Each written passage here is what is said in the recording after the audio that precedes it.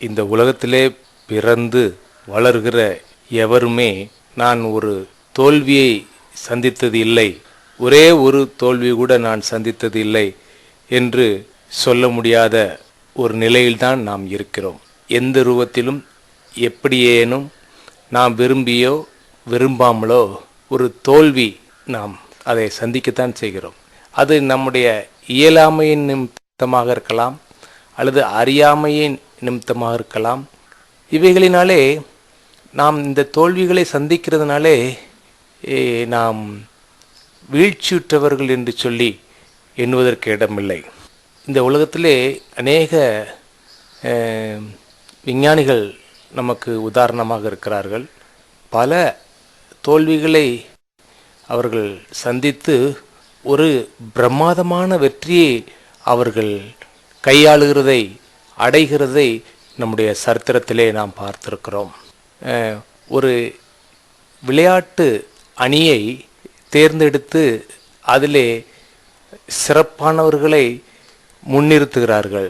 அதிலே சிறப்பானவன் என்று சொல்லி அதை தேர்ந்தெடுக்கும் குழுவினருக்கு கண்களிலே நம்முடைய திறமையை காண்பித்து காண்பித்து காண்பித்து அதிலே நாம் வெற்றியை அடைந்தவர்கள் இருக்கிறோம். பலமுறை தோல்வியை கண்டு அந்த குழுவிலே நாம் இடம் பிடித்தவர்கள் இருக்கிறோம். இப்படி அனுபவ சூழ்நிலைகளிலே பலவீனப்படுத்துகிற, நம்மளை வீழ்த்துகிற அநேக வாய்ப்புகள் நமக்கு வருகிறது. அதை நாம் சோதனை என்று சொல்ல முடியும். நிறைய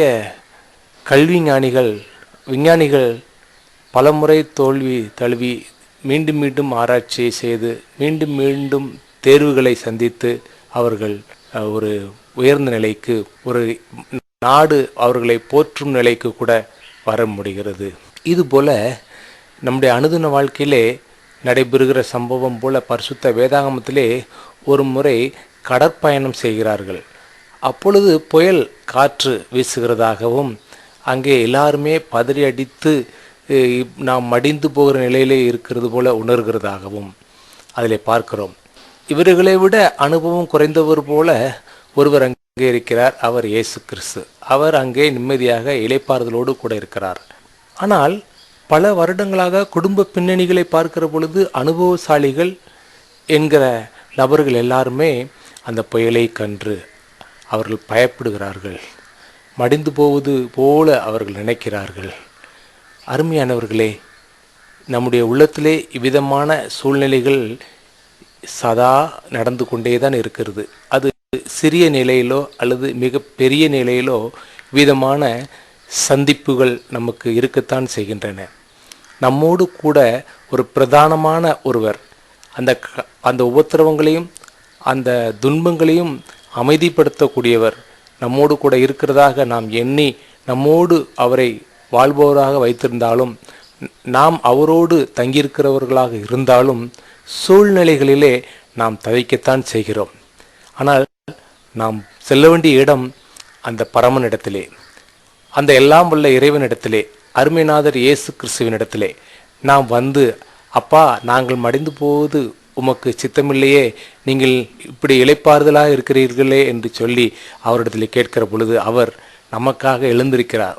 எந்த துன்பம் எந்த துக்கங்கள் நமக்கு இருக்கிறதோ அவைகளை அதட்டி அவைகளினின்று நம்மை விடுவித்து நமக்கு உயிர் வாழ்வு கொடுக்கிறார், மீட்பு கொடுக்கிறார், சமாதானமும் சந்தோஷமும் கொடுக்கிறார்.